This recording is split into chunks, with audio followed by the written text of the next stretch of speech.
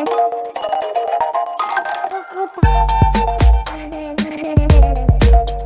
बात कर लेते हैं जनरल इंश्योरेंस कॉर्पोरेशन की। क्विकली एनालिसिस देख लेते हैं। चैनल को लाइक एंड सब्सक्राइब करना मत भूलिएगा। तो जीआईसीआरई में आप देख रहे हो कि स्टॉक में यहाँ भी एक सडन अप मूव देखने को मिला है, वॉल्यूम स्पर्ट देखने को मिला है। सेकंड हाफ में ये भी अच्छा तेजी के साथ चलते हुए नजर आया।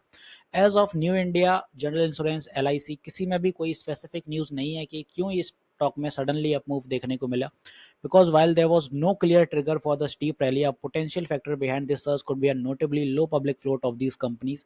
सेम एज इट इज ये अभी की न्यूज़ हैगी, आज ही की 26 जुलाई 2:30 की है, but as of specific news अभी कोई नहीं आई है। बट दोनों ही स्टॉक्स में एक सडन अप मूव रहा है। जनरल इंश्योरेंस भी आज देखें तो यहाँ पे अच्छी खासी रैली करते हुए नजर आया।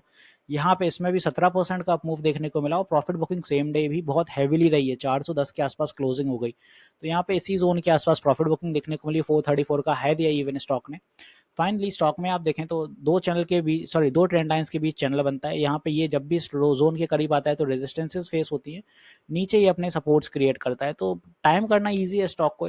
जब भी कोई स्टॉक चैनल में आ जाता है तो टाइम करना इजी हो जाता है और क्लैरिटी आ जाती है कि स्पेसिफिक मूव कहाँ तक रहने वाले हैं और कितना स्टॉक मोमेंटम पकड़ सकता है। तो यहाँ पे मोमेंटम तो ईजी दिख ही गया था कि अगर भाई 20% पूरी दम लगा देता अगर आज स्टॉक, तो फिर वो डेफिनेटली 20% यहीं कहीं चैनल के अंदर अपर सर्किट ले लेता, तब भी नहीं निकल पाता। इसीलिए बोलता हूँ कि बार बार के चैनल बनाया करिए, आपको भी बहुत क्लैरिटी आ जाएगी उससे, फिर आपको समझना आसान हो जाता है स्टॉक्स को।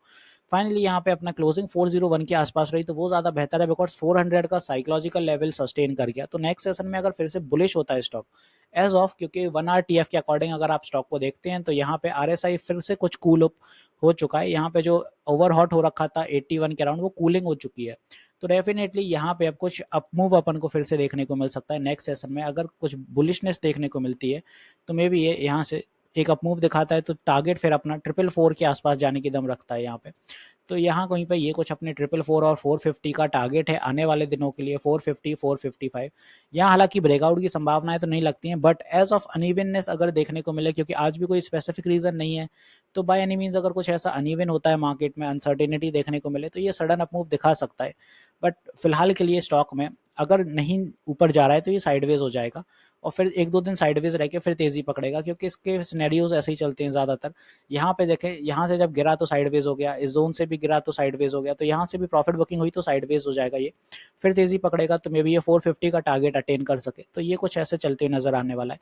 स्टॉक में जो स्ट्रॉन्ग रेजिस्टेंसेज रहने वाली हैं सेम यही काम करेंगी। यहाँ पे 425 की एक नई रेजिस्टेंस जरूर आ गई है, बिकॉज साइकोलॉजिकल लेवल है, और इसके बाद यहाँ पे अपना रहेगा 435 का नेक्स्ट जो हर्डल होगा ऊपर की दिशा पे। तो ये 434 425 एंड फर्दर यहाँ पे ये अपना 444 का इस लेवल के आसपास, और ये तो छोटी छोटी हर्डल है बट ये देखना आप काम करते हुए नजर आएंगी। ये सारी रेजिस्टेंस है।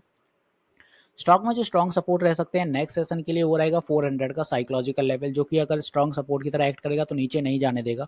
और उसके बाद अगर कुछ आता है तो यहाँ पे 395 से 392 के ये दो लेवल, तो ये एज ऑफ ये अपने सपोर्ट रहेंगे।